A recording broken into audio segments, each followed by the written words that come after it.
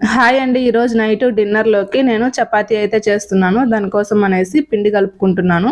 కొంచెం కొంచెంగా నీళ్లు పోసుకొని ఇలా పిండి కలుపుకుంటున్నాను. పిండి ఎంత బాగా కలుపుకుంటే చపాతీ అనేవి అంత మెత్తంగా వస్తాయి. ఇది అందరికీ తెలిసిన విషయమే కదా! నేను నీట్‌గా కలిపి పెట్టుకొని కొంచెం సేపు నానపెట్టుకుంటున్నాను. ఇప్పుడు నేను చపాతీ అనేది చేస్తున్నాను.